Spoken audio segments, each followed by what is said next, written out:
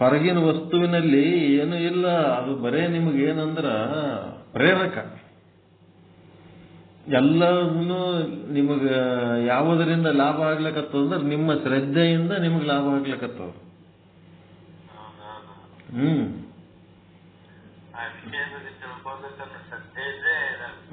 ನೀರಿನ ಜೊತೆಗೆ ಭಕ್ತಿ ಸೇರಿದ್ರೆ ತೀರ್ಥ ಪಾದೋದಕ. ಆಹಾರ ಪದಾರ್ಥದ ಜೊತೆಗೆ ಭಕ್ತಿ ಸೇರ್ತು ಅಂತಂದ್ರೆ ಪ್ರಸಾದ ಆಗ್ತದೆ. ಕಲ್ಲಿನಾಗ ಭಕ್ತಿ ಸೇರ್ತಂದ್ರೆ ಲಿಂಗ ಆತು. ಬೂದಿ ಒಳಗೆ ಭಕ್ತಿ ಸೇರ್ತ ಅಂತಂದ್ರ ವಿಭೂತಿ ಆತು. ಒಳಗೆ ನಿಮ್ಮ ಭಕ್ತಿ ಅನ್ನೋದು ಏನದಲ್ಲ, ಶ್ರದ್ಧೆ, ಅದರದೇ ಲಾಭ.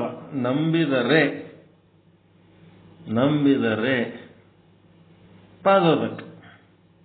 ನಂಬಲಿಲ್ಲ ಅಂತಂದ್ರೆ ಅದು ನೀರಷ್ಟೇ, ಜಲ. ಪಾಪ ಮತ್ತು ದೋಷ. ನಂಬಿದವರಿಗೆ ಪಾಪ ಮತ್ತು ದೋಷಗಳ ನಿವೃತ್ತಿ ಆಗ್ತದೆ. ನಂಬಲಾರದವರಿಗೆ ಪಾಪ ಮತ್ತು ದೋಷಗಳ ಪ್ರವೃತ್ತಿ ಹಂಗೆ ಇರ್ತದೆ. ಮತ್ತೆ ಅದನ್ನ ಟೀಕೆ ಮಾಡಿ ಅದಕ್ಕೆ ಅಪಮಾನ ಮಾಡ್ಲಕತ್ತರು ಅಂತಂದ್ರೆ ಅವ್ರಿಗೆ ಅದು ಅದೇ ಪಾದೋದಕ್ಕನೇ ವಿಷ ಆಗ್ಬಿಡ್ತದೆ ಅಷ್ಟೇ. ನಂಬಿದರೆ ಅಮೃತ, ನಂಬದಿದ್ದರೆ ವಿಷ. ಅದಕ್ಕೆ ಟೀಕೆ ಮಾಡಿದ್ರು ಅಂದ್ರೆ ನಂಬಲಾರದವ್ರಿಗೆ ಏನ್ ಸಮಸ್ಯೆ ಅಲ್ಲ, ನಂಬಬಹುದು, ನಂಬದೇ ಇರ್ಬೋದು. ಆದ್ರೆ ಅದನ್ನ ಕೆಡಿಸಿ ಅಪಮಾನ ಮಾಡ್ತಾರಲ್ಲ, ಆವಾಗ ಅದು ಅವ್ರಿಗೆ ವಿಷ ಆಗಿರುತ್ತೆ ಅಷ್ಟೆ. ನಂಬಿಕೆ ಬಹಳ ಮುಖ್ಯ.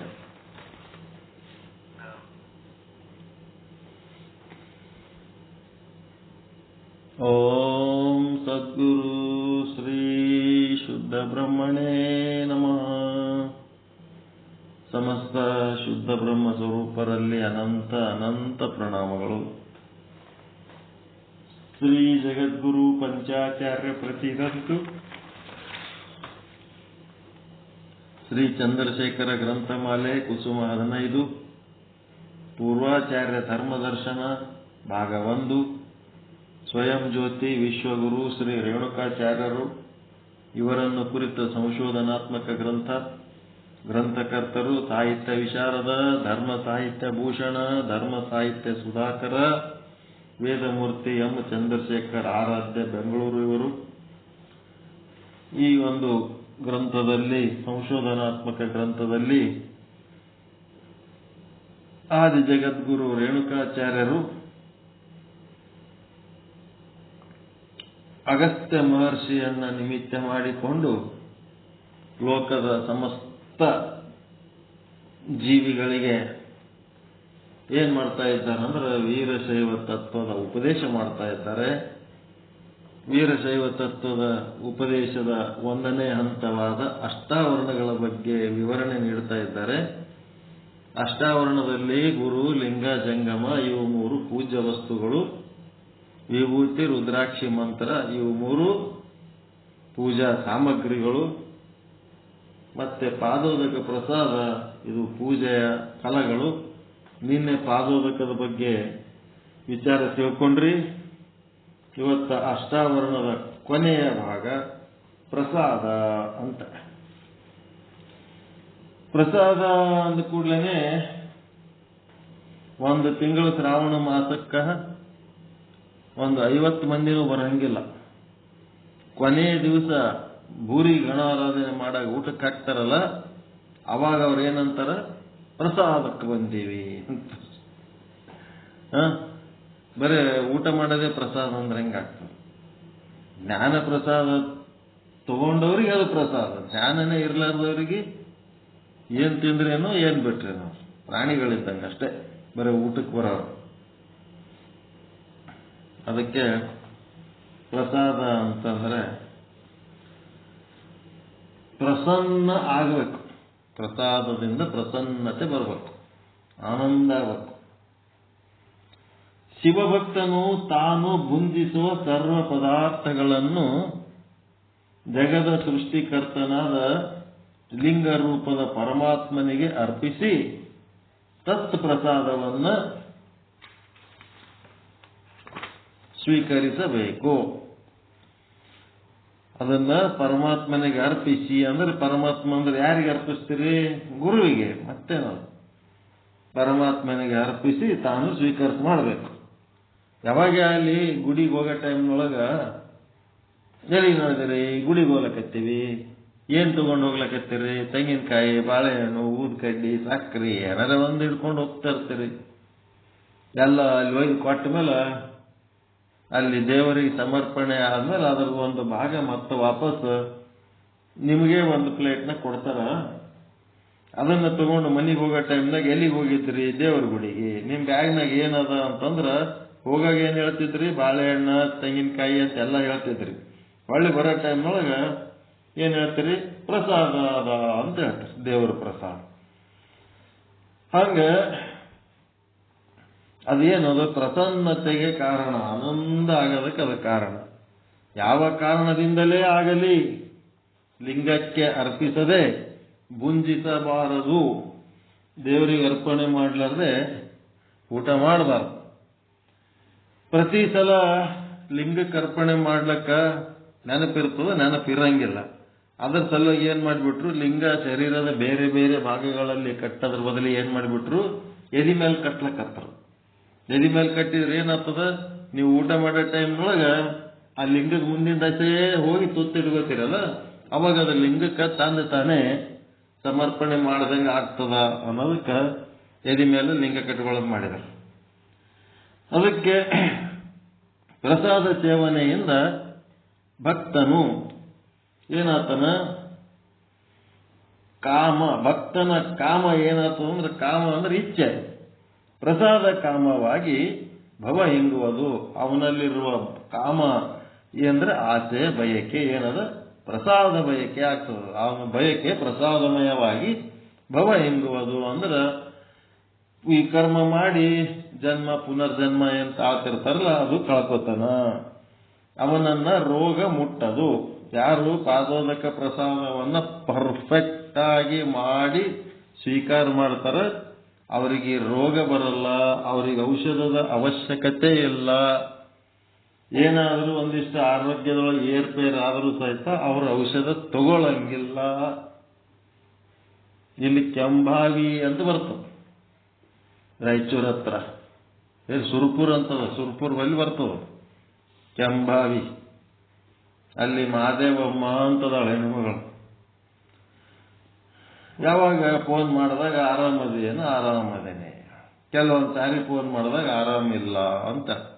ಆರಾಮಿಲ್ಲ ಅಂದ್ರೆ ಡಾಕ್ಟ್ರಿಗೆ ತೋರಿಸಿದೇನು? ಇಲ್ಲ, ತೋರಿಸಿಲ್ಲ. ಮತ್ತು ತೋರಿಸ್ಬೇಕು. ಮತ್ತು ಡಾಕ್ಟ್ರಿಗೆ ತೋರಿಸಿದ್ಮೇಲೆ ನೀವು ಅದಕ್ಕಿರ್ಬೇಕು ಅಂತ ಕೇಳ್ತಾಳೆ. ಗುರು, ಲಿಂಗ, ಜಂಗಮ, ಪಾದೋದಕ, ಪ್ರಸಾದ ಇವೆಲ್ಲ ನಾವು ಪದ್ಧತಿ ಪ್ರಕಾರ ಮಾಡುವಾಗ ಮತ್ತ ಇದು ಮಾಡಿ ಏನು ಉಪಯೋಗ ಆಯ್ತು ಅಂತ ಅಷ್ಟು ನಿಷ್ಠೆ ಹಾಕಿದ್ರು. ಅಷ್ಟು ತ್ರಾಸು, ಶರೀರ ಎಷ್ಟು ತ್ರಾಸಾದರೂ ಸಹಿತ ಡಾಕ್ಟರ್ ಬಳಿ ಹೋಗಲ್ಲ, ಔಷಧ ತೊಗೊಳಂಗಿಲ್ಲ. ಲಿಂಗ ಪೂಜಾ ಮಾಡಿಕೊಂಡು ಗುರುಗಳ ಪಾದದ ಪೂಜಕ ತಗೊಂಡು ಗುರುಗಳಿಗೆ ತನ್ನಲ್ಲಿರೋದ ನೈವೇದ್ಯ ಮಾಡಿ ಪ್ರಸಾದ ಸ್ವೀಕಾರ ಮಾಡಿ, ನನಗೆ ಬಂದ ಜಡ್ಡೆಲ್ಲ ನಿಂದೆ, ನೀನೇನರೆ ಮಾಡು, ಈ ಶರೀರ ನೀಂದು, ಜಾಡ್ಡು ನೀಂದು ಅಂತೇಳಿ ಏನ್ ಮಾಡ್ಬಿಡ್ತಾಳ? ಎಲ್ಲ ದೇವ್ರ ಮೇಲೆ ಹಾಕಿ ಕಾಟಾಗಿ ಕೊಟ್ಬಿಡ್ತಾಳ. ಆಡ ಧೈರ್ಯ ಅದನ್ರಿ, BP ಶುಗರ್ ಅದ, ಅದು ಆ ಗುಳಿಗೆ ತಗೋಬೇಕು, ಈ ಗುಳಿಗೆ ತಗೋಬೇಕು, ಹಂಗೆ ಮಾಡಬೇಕು, ಹೀಗೆ ಮಾಡಬೇಕು ಅಂತ ಔಷಧ ಮೇಲೆ ನಂಬಿಕೆ, ದೇವ್ರಿಗಿಂತ ಹೆಚ್ಚು ಔಷಧ ಮೇಲೆ ನಂಬಿಕೆ. ಅವರನ್ನ ರೋಗ ಮುಟ್ಟದು. ಸುಮಾರು ಸಾರಿ ನನ್ನ ಹತ್ರ ಎಷ್ಟೋ ರೋಗಗಳು ಬರ್ತಾವ. ಬಂದು ಇಲ್ಲಿ ಆದ್ರೆ ನಮಗೇನು ಉಳಿಗಾಲ ಇಲ್ಲ ಅಂತೇಳಿ ಮತ್ತೆ ವಾಪಸ್ ಹೋಗ್ಬಿಡ್ತಾವೆ. ಅವು ಯಾವ ರೋಗಗಳು ನಮ್ಮ ಸಮೀಪಕ್ಕೆ ಬರಲ್ಲ, ಅದನ್ನು ನಾವು ಅನುಭವಿಸಿದ್ದದೈತಿ. ಅವನನ್ನ ರೋಗ ಮುಟ್ಟದು. ಮೃತ್ಯು ಹಿಮ್ಮೆಟ್ಟಿ ಅಂತ್ಯದೋಳ್ ಶಿವ ಸಾಯುಜ್ಯ ಪದವಿ ದೊರಕುವುದು. ಮೃತ್ಯು ಆಗೋದು ಹಿಂದಕ್ಕೆ ಹೋಗ್ಬಿಡ್ತದೆ. ಮೃತ್ಯು ತಪ್ಪಿ ಕೊನೆಗೆ ಏನಾಗ್ತದೆ? ಶಿವ ಸಾಯುಜ್ಯ ಪದವಿ ಆಗ್ತದ ಎಂದು ಉಪದೇಶಿಸಿ ನಂತರ ಎಲ್ಲ ಅಗಸ್ತ್ಯನೇ ಇದುವರೆಗೂ ಅಷ್ಟಾವರಣಗಳನ್ನು ವಿವರಿಸಿರುವೆನು, ಇನ್ನು ಮುಂದೆ ಪಂಚಾಚಾರಗಳನ್ನ ವಿವರಿಸ್ತೀನಿ, ಪಂಚಾಚಾರಗಳ ಸ್ವರೂಪವನ್ನು ವಿವರಿಸ್ತೀನಿ ಎಂದು ಹೇಳುತ್ತಾ ಮಾನವನ ಶ್ರೇಯೋಭಿವೃದ್ಧಿಗೂ ಇಹಪರ ಸಾಧನೆಗೂ ಆಚಾರವೇ ಮುಖ್ಯವಾದುದು. ಆಚಾರ ಪ್ರಥಮೋ ಧರ್ಮ. ನೋಡ್ರಿ, ಇದು ವಾಕ್ಯ, ಮಹಾವಾಕ್ಯ. ಆಚಾರ ಪ್ರಥಮೋ ಧರ್ಮ. ಆಚಾರ ಮುಖ್ಯ ಎಂಬ ಶಾಸ್ತ್ರೋಕ್ತಿಯಂತೆ ಆಚಾರವೇ ಶ್ರೇಷ್ಠವಾದ ಧರ್ಮ. ಆಚಾರವು ವಿಚಾರಪೂರ್ಣವಾಗಿರಬೇಕು. ನೋಡ್ರಿ, ವಿಚಾರ ಭಯಂಕರ ತಿಳ್ಕೊಂಡು ಆಚಾರ ಸರಿಗಿಲ್ಲ ಅಂದ್ರೆ ಏನ್ ಮಾಡ್ತೀರಿ? ಹೌದಿಲ್ಲ? ಆಚಾರ ಬಹಳ ಮುಖ್ಯ ಅದ. ವಿಚಾರದಾಗ ಒಂದಿಟ್ಟು ಹೆಚ್ಚು ಕಡಿಮೆ ಇದ್ರೆ ನಡೀತದೆ, ಆಚಾರದಾಗ ಚಲೋ ಇರಬೇಕು. ಆಚಾರವು ಹೆಂಗಿರ್ಬೇಕು? ವಿಚಾರಪೂರ್ಣವಾಗಿರ್ಬೇಕು. ಹಂಗಿದ್ದು, ಏಕೆಂದರೆ ವಿಚಾರವಿಲ್ಲದ ಆಚಾರ ನಿರರ್ಥಕ. ಆಚಾರವು ಏನಾಗ್ಯದ? ಲಿಂಗಾಚಾರ, ಸದಾಚಾರ, ಶಿವಾಚಾರ, ಗಣಾಚಾರ, ವೃತ್ತಾಚಾರ ಎಂದು 5 ಪ್ರಕಾರವಾಗಿರುವವು. 5 ರೀತಿ ಆಚಾರಗಳವ. ಒಂದನೇದ್ದೇನದ? ಲಿಂಗಾಚಾರ. ಲಿಂಗಾಚಾರ ಅಂದ್ರೆ ಈ ಪ್ರಸಾದ ಅಂದ್ರೆ ಗೊತ್ತಾಯ್ತರ? ಪ್ರಸಾದ ಸತ್ಯ ತಿಳಿತಾ ಇಲ್ಲ. ಏನ್ ಮಾಡ್ಬೇಕಂದ್ರ ನಿಮಗೆ ಏನೇ ಬಂದದ್ದು, ಪಗಾರ ಬರ್ಬೋದು, ಪೆನ್ಷನ್ ಬರ್ಬೋದು, ಏನಾರ ಬಟ್ಟಿ ಖರೀದಿ ಮಾಡಿರ್ಬೋದು, ಮತ್ತೆ ಏನಾರ ಮನೆಯೊಳಗೆ ಏನೇ ಇದ್ರು ಸಹಿತ ಅದನ್ನ ಸೀದಾ ನೀವು ಬಳಸಂಗಿಲ್ಲ, ದೇವರಿಗೆ ಸಮರ್ಪಿಸಬೇಕು. ಅದಕ್ಕೆ ನೀವು ತಿಂಗಳ ಲೀಸ್ಟ್ ಮಾಡಿರ್ತೀರ ಇಲ್ಲ? ಏನೇನ್ ತರಬೇಕು, ಇಷ್ಟು ರೊಕ್ಕ ಬಂತು, ಈ ರೊಕ್ಕದಾಗ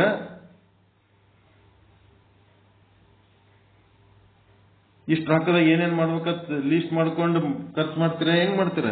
ಸುಮ್ಮನೆ ಹೆಂಗ್ ಬಂದಂಗೆ ಕೊಟ್ಟು ಕೂತು ಬಿಡ್ತೀರ?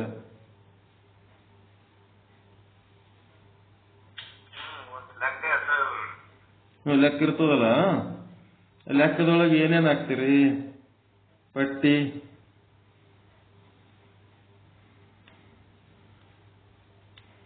ನಿಮ್ ಲೆಕ್ಕದ ಪಟ್ಟಿ ಒಳಗೆ ಏನೇನ್ ಹಾಕೊಂತೀರಿ? ಎದರ ಏನೇನ್ ಕೊಡೋವಿರ್ತಾವ ತಿಂಗಳ?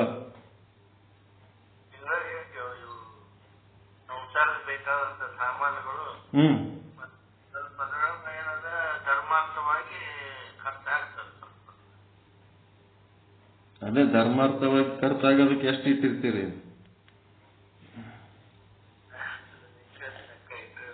ಲೀಸ್ಟ್ ಮಾಡ್ತಿರಲ್ಲ, ಲೀಸ್ಟ್ ಮಾಡಾಗ ಪೇಪರ್ ಪೆನ್ ತಗೊಂಡು ಕುಂದಿರ್ತಿರಲ್ಲ, ಕುಂತಾಗ ಫಸ್ಟಿಗೆ ಓಂ ಶ್ರೀ ಅಂತ ಬರಿಬೇಕು. ಬರೆದ ಮೇಲೆ ಕೆಳಗೆ ಸೀರಿಯಲ್ ನಂಬರ್ 1, 2, 3, 4, 5, 6, 7, 8, 9, 10, 11, 12, 13, 14, 15, 16 ನಿಮ್ ಕಾರ್ಬಾರ್ ಏಟ್ ಇರ್ತದೆ ಅಷ್ಟು ಬರ್ಕೋತ ಹೋಗ್ಬೇಕು. ಅದ್ರಾಗ ಒಂದನೇದ್ದು ಏನ್ ಬರೀಬೇಕು?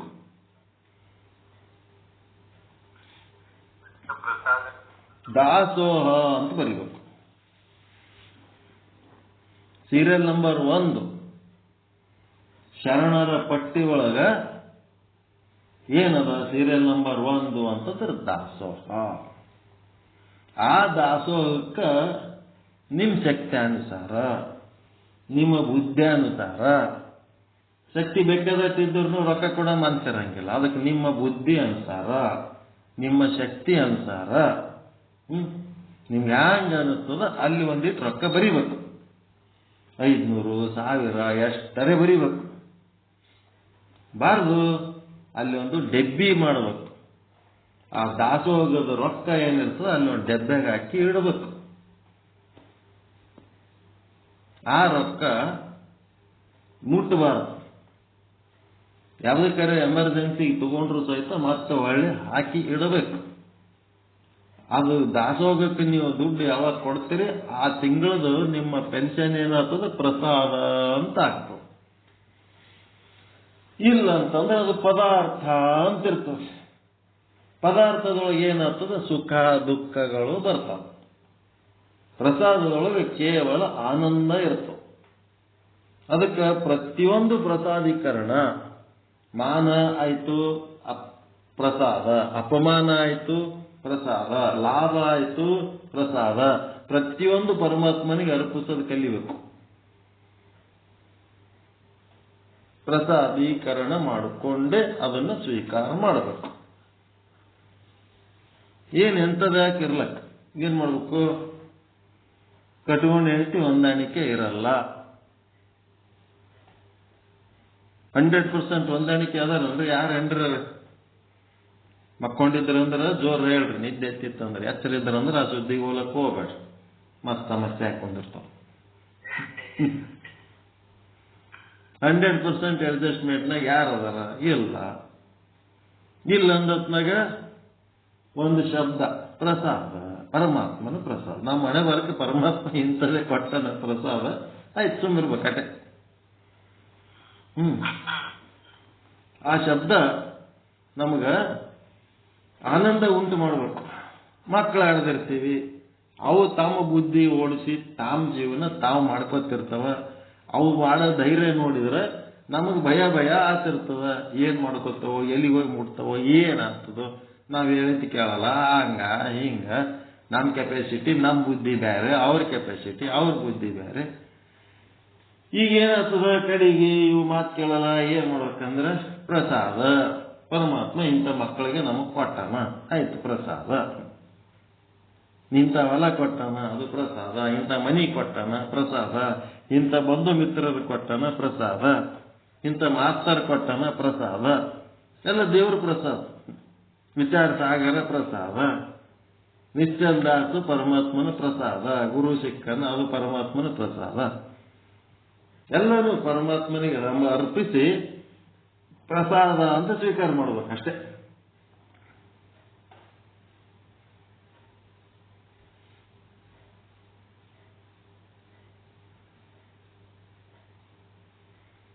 ನಿಮ್ಮ ಬಚ್ಚಲ ನೀರು ಹರೆಯಲ್ಲಿ ಒಂದು ಮಾವಿನ ಗಿಡ ಇತ್ತು ಅಂತಂದ್ರೆ, ನೀವು ಸ್ನಾನ ಮಾಡಿದ ಸಾಬೂನು ನೀರು ಅದಕ್ಕೆ ಹೋದ್ರೆ ಅದು ಮಾವಿನ ಗಿಡ ಬೆಳೆದು ಅದೇನು ಸಾಬೂನು ನೀರು ಕೊಡ್ತದ, ಏನು ಸ್ವೀಟ್ ಹಣ್ಣು ಕೊಡ್ತದ್ರಿ? ಮತ್ತ ಅದು ತಗೊಳ್ಳೋದು ಏನ್ ತಗೋತದ? ಬಚ್ಚಲ್ ನೀರು ತಗೊಂಡು ಚಲೋ ಸ್ವೀಟ್ ಹಣ್ಣು ಕೊಡ್ತದ. ಮತ್ತ ಆಕಳಿಗೆ ಅವಕ್ಕ ಏನ್ ಹಾಕ್ತಿರಿ ನೀವು? ಹುಲ್ಲು ಹಾಕ್ತಿರಿ. ಬಸವ ನೀನು ತಿನ್ನುವೆ ಕಸವ, ಎನಗೆ ಉಣಿಸುವೆ ಅಮೃತ ರಸವ. ಅದೇನ್ ಕಸ ತಿನ್ನಿಸಿದೆ ಹೇಳಿಕೆ? ಅದೇನಾರ ನಿಮಗೆ ಕಸ ಕೊಟ್ಟದೇನು? ಅದು ನೀವು ಕೊಟ್ಟ ಕಸವನ್ನ ಪ್ರಸಾದ ರೂಪ ಮಾಡಿಕೊಂಡು ಅತ್ಯಂತ ಉತ್ಸಾಹದಿಂದ ಉಳ್ಳಕತ್ತದ ಇಲ್ಲ ಅದು. ಮತ್ತ ನೀವು ಕೊಟ್ಟ ಕಸನೇ ತಿಂದು ಮತ್ತದು ನೀವು ಕಸ ಕೊಟ್ಟಿದ ನಿಮ್ಗೇನು ಕಸ ಕೊಟ್ಟದ ಅನ್ನೋದು? ಪ್ರಸಾದ ಮಾಡಿಕೊಡ್ಲಕತ್ತದ ನಿಮ್ಗ. ನಿಮ್ಮ ಪದಾರ್ಥಗಳನ್ನು ತಗೋತದ, ಪ್ರಸಾದ ಮಾಡಿ ನಿಮಗೆ ಕೊಡ್ತದೆ. ಇಡೀ ಪೃಥ್ವಿ ಪಂಚಭೂತಗಳು, ನೀವು ಉಸಿರಾಡ್ಸಿದ ಕಾರ್ಬನ್ ಎಲ್ಲ ಗಾಳಿ ತಗೋತದ. ತಗೊಂಡ್ಕೆ ನಿಮ್ಗೇನು ಒಳ್ಳೆ ಕಾರ್ಬನ್ ಕೊಟ್ಟದೇನು? ಅದು ಆಮ್ಲಜನಕ ಕೊಡ್ಲಕತ್ತದ, ಪ್ರಾಣವಾಯು ಕೊಡ್ಲಕತ್ತದ ನಿಮಗ. ನೀವೇನ್ ಕೊಟ್ಟಿರಿ ಅದೇ ಕೊಡ್ತೀನಿ ಅಂತದೇನದು? ಪ್ರಸಾದೀಕರಣ ಮಾಡಿ ಕೊಡ್ಲಕತ್ತದ. ಅದಕ್ಕೆ ಯಾರು ಹೆಂಗೆ ಇರಲಿ, ಏನೇ ಇರಲಿ, ತೊಂದರೆಗಳನ್ನು ಸಹಿಸುವ ಗುಣ ಮಾಡಿಕೊಂಡು ಹೊಳ್ಳಿ ನೀವೇನ್ ಕೊಡ್ಬೇಕು ಅದೇ ಕೊಡ್ಬೇಕು. ಅವ್ರ ಗುಣಕ್ಕೆ ತಕ್ಕಂತೆ ನಿಮ್ಮದು ರಿಯಾಕ್ಷನ್ ಇರಬಾರದು. ಅವ್ರು ಹೆಂಗದಾರ ಹಂಗೆ ನಾನು ಮಾಡ್ತೇನೆ. ಅವಾಗ ನಿಮ್ದೇನು ಉಳಿತದ? ಅದಕ್ಕೆ ಪ್ರಸಾದ ತತ್ವ ಬಹಳ ದೊಡ್ಡದು. ಎಲ್ಲಾ ಕಡೆ, ಇಡೀ ವಿಶ್ವದಾಗ ಎಲ್ಲಾ ಕಡೆ ಪ್ರಸಾದ ತತ್ವನೇ ಕಾಣ್ತಿರ್ತದೆ ಬ್ರಹ್ಮಾಂಡದೊಳಗೆ. ಎಲ್ಲಾನು ಕೆಟ್ಟದ್ದನ್ನ ಸ್ವೀಕಾರ ಮಾಡ್ತದೆ, ಒಳ್ಳೆಯದನ್ನೇ ಕೊಡ್ತದೆ ಪ್ರಕೃತಿ. ಮಳೆ ಬೆಳೆ ಎಲ್ಲಾನು ಏನದ, ಕೆಲಸ ನಡಿ ರಾಡಿ ಎಲ್ಲ ತಗೋತದ. ತಗೊಂಡು ನಿಮಗೆ ಒಳ್ಳೆ ಫಲ ಕೊಡ್ತದೆ. ಅದೇ ರೀತಿ ನೀವು ಸಹಿತ ಈ ಜಗತ್ತಿನೊಳಗೆ ನಾನಾ ರೀತಿ ಜೀವಿಗಳ ಗುಣ ಅವಗುಣಗಳು ಹ್ಯಾಂಗೆ ಬೇಕಂಗೆ ಇರ್ತಾವ. ಅವೆಲ್ಲ ನೀವು ತಗೋಬೇಕು. ಬತ್ತಲ್ ನೀರು ಬಂದಂಗೆ ಬರ್ತಿರ್ತು, ಏನ್ ಮಾಡ್ಲಕ್ಕಾಗ್ತದೆ? ಅದು ಬತ್ತಲ್ ನೀರು ಅದ ತಿಳ್ಕೆ ಹೊಳಿ ನಾವು ಬತ್ತಲ್ ನೀರೇ ಕೊಟ್ರೆ ಹೆಂಗಾಗ್ತದೆ?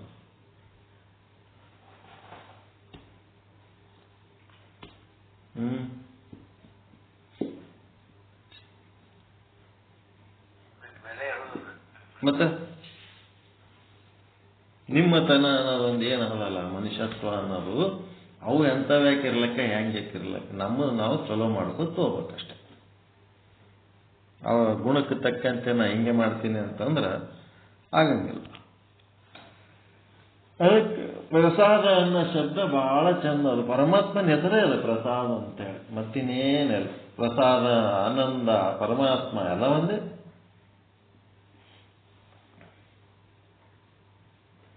ಪ್ರಸಾದೀಕರಣ ಮಾಡೋದು ಕಲಿಬೇಕು ನೋಡ್ರಿ. ಯಾರು ಪ್ರಸಾದೀಕರಣ ಮಾಡ್ಕೋತಾರ ಅವರು ಒಟ್ಟ ಕಂಪ್ಲೇಂಟ್ ಮಾಡಂಗಿಲ್ಲ. ಒಳಗೆ ಹಾಕೊಂಡ್ಬಿಡ್ತಾರ. ಹಾಕೊಂಡು ತಾವೇನು ಮಾಡ್ಬೇಕು, ತಾವೇನು ಕೊಡ್ಬೇಕು ಕೊಟ್ಕೊತ ಹೋಗ್ಬಿಡ್ತಾರೆ ಅಷ್ಟೇ. ಯಾರ ಮೇಲೆ ಯಾರು ಕಂಪ್ಲೇಂಟ್ ಮಾಡಂಗೇ ಇಲ್ಲ. ಶಿವಾಯ ನಮ ಅಂತಾರೆ.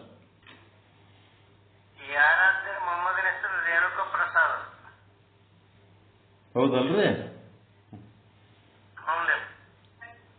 ಮತ್ತ ಅವನಿಗೆ ಏನು ಅದ್ರ ಗಂಧನೆ ಗೊತ್ತಿಲ್ಲಲ್ಲ. ಬುಕ್ ಹೆಸರು ಚಂದ ಇಟ್ಟಾರೆ, ಮತ್ತೆ ಅದು ಬುಕ್ ಓದಿ ಅದ್ರದ್ದು ಏನಾರ ಒಂದಿಷ್ಟು ಬೇಕಲ್ಲ ಅವನ ಬಲ್ಲಿ, ಪುಣ್ಯಾತ್ಮ. ಅದಕ್ಕೆ ಸಂಬಂಧ ಇಲ್ಲ. ಒಯ್ದು ಮಾನ್ಸಿಂಗ್ ಮಾಡಿದಾಗ ಇಟ್ಟು ಬಂದೀನಿ ಅಂತ ಹೇಳ್ಬಿಟ್ರೆ ನಡಿ. ಹಿಂಗ ಹೆಂಗಿರ್ತದ ನೋಡ್ರಿ. ಅವ್ರ ಮನೆಯೊಳಗೆ ಎಂಥ ಸಂಪತ್ತು, ಎಂಥ ಸಾಹಿತ್ಯ, ಎಂಥದದ, ಅದಕ್ಕೊಂದು ಬೇಕಲ್ಲ. ಅದಕ್ಕೆ ತಕ್ಕಂತೆ ಮುಂದೆ ಬೆಳೆಸಿಗಳು ಅಂತ ಅದು ಕೆಲಸ. ನಮ್ಮ ಅಜ್ಜ ಬರ್ದ ಬುಕ್ ಅದಾವ, ಇರಲಿ ಮೇಂಟೈನ್ ಮಾಡಮು, ಮತ್ತೆ ಪ್ರಿಂಟ್ ಮಾಡಿ ಕೊಡಮು, ಇಂಥವು ಮತ್ತೆ ಸಿಗಲ್ಲ. ಅದನ್ನ ಮಹತ್ವನೇ ಗೊತ್ತಿಲ್ಲ. ಅದ್ರನ್ನ ಈಗ ಭಾಗ ಒಂದು ಜೆರಾಕ್ಸ್ ಮಾಡಿ ಕೊಟ್ಟಾರ ಜವಾಬ್ದಾರಿಲಿಂತ, ಅವ್ರಿಗೆ ಧನ್ಯವಾದ. ಆದ್ರೆ ಈ ಕೃಷಿ ಒಳಗೆ ಇಲ್ಲವ್ರು, ಈ ಸಾಧನೆ ಒಳಗೆ ಇಲ್ಲವ್ರು. ಅದರಂತ ಅನ್ಸದೇನ್ರಿ? ಹೆಂಗದಾರ ನಿಮಗೆ? ಪ್ರಚಾರ ಮಾಡ್ಬೇಕು ಅನ್ನೋದನ್ನ, ನಮ್ಮ ಕುಡಿಯೇ ಮುಂದೆ ಬೆಳಗ್ಬೇಕು ಅನ್ನೋದು ಇಲ್ಲ. ಅದೇ ಮತ್ತೆ ಅದೇ ಸಮಸ್ಯೆ, ಕೊರತೆ. ಅದೇ ಇರಬಾರ್ದು. ಅದು ಏನಾಗಬೇಕು, ಅದು ಬೆಳೆಸ್ಕೊಂಡು ಹೋಗ್ಬೇಕು. ಅವ್ರು ಎಷ್ಟು ಪರಿಶ್ರಮ ವಹಿಸಿ ಮಾಡಿರ್ತಾರೆ ಅದನ್ನು ಬೆಳೆಸ್ಬೇಕು. ಅದಕ್ಕೆ ಈಗೇನ್ ಮಾಡಿದ್ರು, ಮುಂದೆ ಪಂಚಾಚಾರಗಳಂತ ಹೇಳ್ತಾರೆ. ಒಂದನೇದು ಲಿಂಗಾಚಾರ. ಲಿಂಗಾಚಾರ ಅಂತಂದ್ರೆ ಏನದರ ಅರ್ಥ ಏನು? ಎಲ್ಲದರದ್ದು ಒಂದು ಪರ್ಫೆಕ್ಟ್ ಅರ್ಥಗಳು ಹೇಳಕತ್ತಾರ, ಸರಿಯಾಗಿ ತಿಳ್ಕೋಬೇಕು. ಅದಕ್ಕೆ ಸಂಬಂಧಪಟ್ಟಂತೆನೆ ನಾವೇನ್ ಮಾಡ್ಬೇಕು, ಎಲ್ಲರೇ ಮಠಕ್ಕೆ ಹೋದ್ರಪ್ಪ, ಆದ್ರೆ ಅಂತಂದ್ರೆ ಅಲ್ಲಿ ಅಷ್ಟಾವರಣ, ಪಂಚಾಚಾರ, ಶತಸ್ಥಲಕ್ಕೆ ಸಂಬಂಧಪಟ್ಟಂತ ವಿಚಾರಗಳೇ ನೀವು ಮಾತಾಡಿದ್ರೆ, ಸ್ವಾಮಿಗಳಿಗೆ ಮಾತಾಡೋದು ಮುಗಿದ್ಮೇಲೆ ನಮಸ್ಕಾರ ಮಾಡಿದ್ರೆ ಭಾಳ ಚಲೋ ಮಾತಾಡಿದ್ರಿ, ಭಾಳ ಚಲೋ ಮಾತಾಡಿದ್ರಿ. ಅಲ್ಲಿ ಹೋಗಿ ಸಾರೇ ಚೆಲ್ಲದೆ ಮುಕುತಿ ಅಂತ ಹಾಗೆ ವಿಶ್ಲೇಷಣೆ ಮಾಡಿಬಿಟ್ರಿ ಅಂದ್ರೆ ಮುಂದಿನವ್ರಿಗೆ ಏನು ತಿಳಿದಿರಲ್ಲ. ಆಯ್ತು ನಮಸ್ಕಾರ ಮಾಡಪ್ಪ, ಏನೋ ಮಾತಾಡಿದ್ವಿ, ಹೋಗ ಕಡೆ. ಹಿಂಗ ಎಲ್ಲೆಲ್ಲಿ ಎಂಥ ಭಕ್ತರದಾರ, ಎಂಥ ವಾತಾವರಣ ಅದ, ಅಲ್ಲಿ ಏನು ಅವಶ್ಯಕತೆ ಅದ, ಅದಕ್ಕೆ ತಕ್ಕಂತೆ ನಾವು ತಿಳ್ಕೊತ ಹೋಗ್ಬೇಕಾಗ್ತದೆ. ಅದಕ್ಕೆ ಲಿಂಗಾಚಾರ ಅಂತಂದ್ರೆ ಏನು? ಶಿವ ಸಿದ್ಧಾಂತದಂತೆ, ವೀರಶೈವ ಪದ್ಧತಿಯಂತೆ ಅಂಗನೇ ಸತಿ ಲಿಂಗನೇ ಪತಿ. ಅಂಗ ಅಂದ್ರ ಯಾವುದು? ಅಂಗ ಅಂದ್ರೆ ನೋಡ್ರಿ, ಯಾವ ಶರೀರ?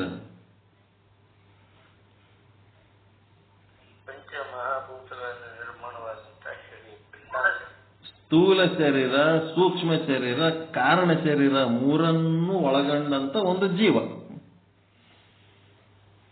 ಅದು ಅಂಗ. ಲಿಂಗ ಅಂದ್ರೆ ಕೂಟಸ್ಥ. ಜೀವ ಏನಾಗ್ಯದ, ಆ ಕೂಟಸ್ಥನ ಒಂದು ಭಾಗ ಈ ದೇಹದ ಅಭಿಮಾನ ಹಿಡ್ಕೊಂಡದವು. ಜೀವ ಬೇರೆ ಯಾರು ಅಲ್ಲ, ಕೂಟಸ್ಥನ ಒಂದು ಭಾಗ ದೇಹದ ಅಭಿಮಾನ ಹಿಡ್ಕೊಂಡದಕ್ಕ ಅದು ಜೀವ ಅನಿಸ್ಕೊಂಡದ. ಅದಕ್ಕ ಅದು ಆಭಾಸ, ಅದು ಅಂಗ, ಅದು ಸತಿ. ಕೂಟಸ್ಥ ಅಂತ ಏನದಲ್ಲ ಅದು ಪತಿ, ಲಿಂಗನೇ ಪತಿ. ಲಿಂಗಾಂಗಿಯು ಸದಾ ಏನ್ ಮಾಡ್ಬೇಕು? ಲಿಂಗಾಂಗಿಯು ಸದಾ ಪತಿರೂಪ ಲಿಂಗದ ಆರಾಧನೆಯನ್ನಲ್ಲದೆ. ನೋಡ್ರಿ, ಲಿಂಗಾಚಾರ ಅನ್ನೋದು ಏನದಂದ್ರ ಏಕದೇವೋಪಾಸನೆ ಅದ. ಇದ್ರಾಗ ಲಿಂಗದ ಆರಾಧನೆಯನ್ನಲ್ಲದೆ ಅನ್ಯ ದೈವಗಳಿಗೆ ಮಣಿಯಲಾಗದು. ಹೆಂಗದ ನೋಡ್ರಿ, ಬೇರೆ ದೇವರಿಗೆ ನಮಸ್ಕಾರ ಮಾಡಿದ್ರ ನಿಮ್ ಕೊಳ್ಳಾಗೆ ಏನ್ ಲಿಂಗ ಕಟ್ಕೊಂಡಿರಲ್ಲ, ಅದಕ್ಕೆ ಅಪಮಾನ ಮಾಡಿದಂಗೆ ಆಗ್ತದಂತ. ಕಟ್ಕೊಂಡು ಗಂಡ ಮನೆಯಾಗಿದ್ದಾಗ ಬೇರೆ ಪುರುಷನನ್ನ ನೋಡಿದಂಗ, ಕಟ್ಕೊಂಡು ಹೆಂಡತಿ ಮನೆಯಾಗಿದ್ದಾಗ ಬೇರೆ ಸ್ತ್ರೀಯನ್ನು ನೋಡಿದಂಗ. ಇದು ಲಿಂಗಾಚಾರದೊಳಗೆ ಏನದಂದ್ರೆ ಲಿಂಗದ ಆರಾಧನೆಯನ್ನಲ್ಲದೆ ಅನ್ಯ ದೈವಗಳಿಗೆ ಮಣಿಯಲಾಗದು, ಅನ್ಯ ವಿಷಯಗಳ ಬಯಸಲಾಗದು. ಲಿಂಗನೇ ಬೇಕು, ಲಿಂಗನೇ ಸಾಕು, ಹಂಗಾಗಬೇಕು. ಬೇರೆ ಅದು ಬಿಟ್ಟರೆ ಬೇರೆ ಏನು ಬೇಕಾಗಿಲ್ಲ ನಾವು. ಹೀಗೆ ತ್ರಿಕರಣ ಶುದ್ಧಿಯಿಂದ, ತ್ರಿಕರಣ ಶುದ್ಧಿ ಅಂದ್ರೆ ಕಾಯ ವಾಚ ಮನಸ ಏನದಲ್ಲ ಅವುಗಳಿಂದ ಶುದ್ಧವಾಗಿ ಏನ್ ಮಾಡಬೇಕು? ಶಿವ ಜೀವೈಕ್ಯವನ್ನು ಸಾಧಿಸುವುದೇ ಲಿಂಗಾಚಾರವೆನಿಸುವುದು. ಶಿವ ಜೀವರ ಐಕ್ಯತ್ವವನ್ನು ಸಾಧಿಸುವುದೇ ಲಿಂಗಾಚಾರ. ಜೀವೋ ಬ್ರಹ್ಮೈವ ನಾಪರಃ, ಇದಕ್ಕೆ ಲಿಂಗಾಚಾರ ಅಂತಾರೆ. ಶಿವ ಜೀವೈಕ್ಯ ಸಾಧನೆ ಮಾಡೋದು. ಲಿಂಗಾಚಾರದ ಕರೆಕ್ಟ್ ಅರ್ಥ ಗೊತ್ತಾಯ್ತಲ್ರಿ?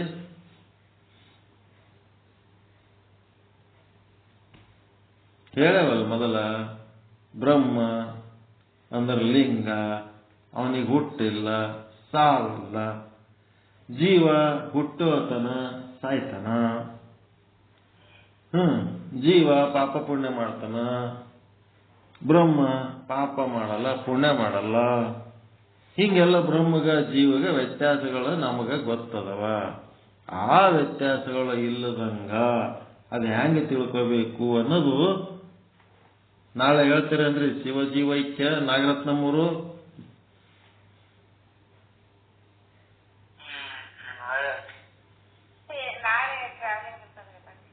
ಟ್ರಾವೆಲಿಂಗ್ ಇರ್ತದ್ರಿ. ಬ್ರಹ್ಮ ಹುಟ್ಟು ಸಾವು ಇಲ್ಲದವನು, ಜೀವ ಹುಟ್ಟು ಸಾವು ಇದ್ದವನು. ಅವರಿಬ್ಬರಿಗೆ ಐಕ್ಯ ಮಾಡೋದು ಹೆಂಗ?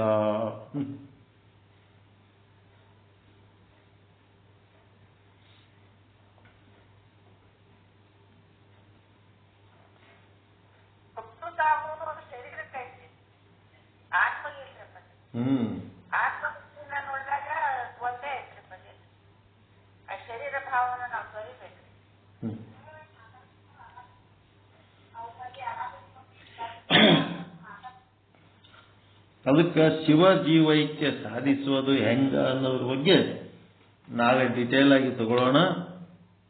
ವಿಶೇಷವಾದಂಥ ಪ್ರಸಂಗ ಅದು. ಸುಮ್ಮನೆ ಶಿವ ಜೀವೈಕ್ಯ ಅಂತ ಅಂದು ಮುಂದೆ ಹೋಗೋದ್ರಾಗ ಅರ್ಥ ಇಲ್ಲ. ಜೀವ ಮತ್ತು ಬ್ರಹ್ಮರಲ್ಲಿ ಐಕ್ಯತ್ವವನ್ನ ಯಾವ ರೀತಿ ನಾವು ಸಾಧಿಸಬೇಕು ಅನ್ನೋದರ ಬಗ್ಗೆ ಸಾಕಷ್ಟು ಡಿಟೇಲ್ ಆಗಿ ಹೇಳಿವಿ. ಅದಕ್ಕೆ ಸಂಬಂಧಪಟ್ಟಂತೆ ಒಂದು ಭಾಗ ನಾಳೆ ಚರ್ಚೆ ಮಾಡೋಣ, ಸರಿನಾ? ಇವತ್ತಿಂದ ಮುಗಿಸೋಣ. ಮುಂದೆ ಸದಾಚಾರ ಅಂದ್ರೇನು, ಶಿವಾಚಾರ ಅಂದ್ರೇನು, ಎಲ್ಲ ಬ್ಯೂಟಿಫುಲ್ ವರ್ಡ್ಸ್, ಎಲ್ಲ ಮೀನಿಂಗ್ಗಳು ಗೊತ್ತಾಗ್ತವ. ಪರ್ಫೆಕ್ಟ್ ಅರ್ಥ. ಲಿಂಗಾಚಾರ ಅಂತಂದ್ರ ಶಿವ ಜೀವನಾಗುವುದು ಅಂಗ, ಜೀವ ಶಿವನಾಗುವುದು ಅಂಗ ಲಿಂಗವ. ಇಷ್ಟೇ. ಜೀವ ಅವಕ್ಕೆಲ್ಲ ಬರ್ಕೋಬೇಕು. ಹೆಂಗಪ್ಪ ಅಂದ್ರೆ ಲಿಂಗಾಚಾರ ಅಂತಂದ್ರೆ ಭವಿ ಭಕ್ತನಾಗುವುದು, ಭವಿ ಭಕ್ತನಾಗುವುದು. ಹೌದಾ ಇಲ್ರಿ? ಲಿಂಗಾಚಾರದಾಗ ಭವಿ ಭಕ್ತನಾಗ್ತಾನ, ಮತ್ತೆ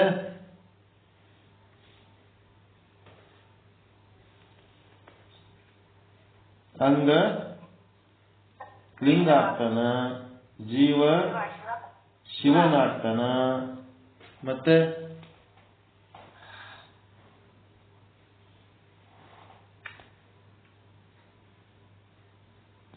ನರ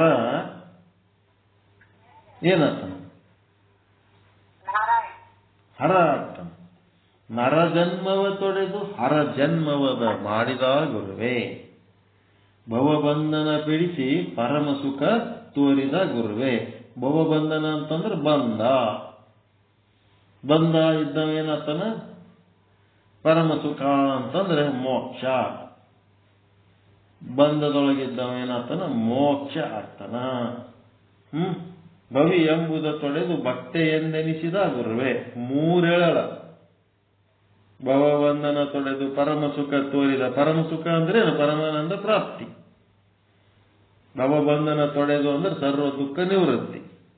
ಭವಬಂಧನ ತೊಡೆದು ಪರಮ ಸುಖವ ತೋರಿದ ಗುರುವೇ, ನರ ಜನ್ಮವ ತೊಡೆದು ಹರ ಜನ್ಮವ ಮಾಡಿದ ಗುರುವೇ. ಮತ್ತೆ ಭವಿ ಎಂಬುದು ತೊಡೆದು ಭಕ್ತೆ ಎಂದೆನಿಸಿದ ಗುರುವೇ, ಚನ್ನ ಮಲ್ಲಿಕಾರ್ಜುನನನ್ನು ತಂದೆನ್ನ ಕೈವಶಕ್ಕೆ ಕೊಟ್ಟ ಗುರುವೇ. ಅದಕ್ಕೇನಾಯ್ತು? ಅಂಗಲಿಂಗಾಗದು, ಭವಿ ಭಕ್ತಾಗದು, ಜೀವ ಶಿವನಾಗುವುದು, ನರ ಹರನಾಗುವುದು, ಬಂಧ ಮೋಕ್ಷ ಆಗದು.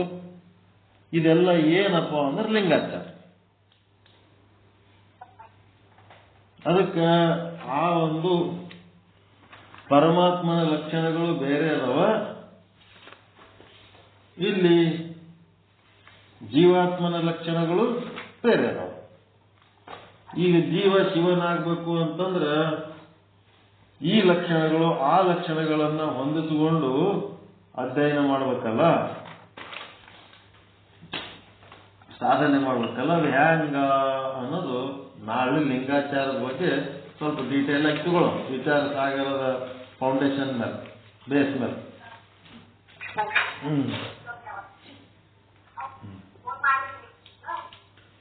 ಓಕೆ.